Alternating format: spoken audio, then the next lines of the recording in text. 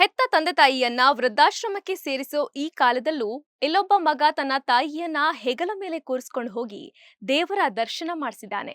ಈ ಆಧುನಿಕ ಶ್ರವಣಕುಮಾರನ ಹೆಸರು ಸದಾಶಿವ ಲಕ್ಷ್ಮಣ ಬಾನೆ ಅಂತ.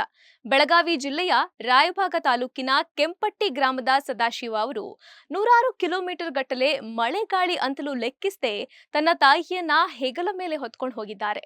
55 ವರ್ಷದ ಸದಾಶಿವ ಅವರು ತನ್ನ ತಾಯಿಯನ್ನ ಮಹಾರಾಷ್ಟ್ರದ ಪಂಢರಾಪುರಕ್ಕೆ ಹೆಗಲ ಮೇಲೆ ಹೊತ್ಕೊಂಡು ಹೋಗಿ ಪಾಂಡುರಂಗ ವಿಠಲನ ದರ್ಶನ ಮಾಡಿಸಿದ್ದಾರೆ. ವಿಶೇಷ ಏನಂದ್ರೆ ಕೆಂಪಟ್ಟಿ ಗ್ರಾಮದಿಂದ ಪಂಢರಾಪುರಕ್ಕೆ 220 ಕಿಲೋಮೀಟರ್ ಅಂತರವಿದೆ.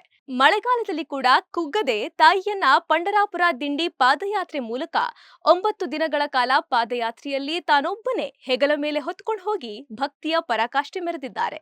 ಸದಾಶಿವ ಅವರು ವಿಠಲನ ಭಕ್ತರಾಗಿದ್ದು ಅವರು 15 ವರ್ಷಗಳಿಂದ ಪಂಢರಾಪುರಕ್ಕೆ ತೆರಳುತ್ತಾರೆ. ಅಂದ್ಹಾಗೆ ಇವರ ತಾಯಿ ಸತ್ಯವ್ವ ಬಾನೆ ಅವರಿಗೆ 100 ವರ್ಷ ವಯಸ್ಸಾಗಿದೆ. ಶತಾಯುಷಿ ತಮ್ಮ ತಾಯಿಯನ್ನ ಜೀವನದಲ್ಲಿ ಒಮ್ಮೆಯಾದ್ರೂ ಪಂಢರಾಪುರ ದಿಂಡಿ ಪಾದಯಾತ್ರೆ ಮೂಲಕ ಹೆಗಲ ಮೇಲೆ ಹೊತ್ಕೊಂಡು ಹೋಗಿ ವಿಠಲನ ದರ್ಶನ ಮಾಡಿಸಬೇಕೆಂಬ ಮಹದಾಸೆ ಹೊಂದಿದ್ರಂತೆ. ಕೊನೆಗೂ ಅವರ ಆಸೆ ಪೂರ್ಣಗೊಂಡಿದೆ.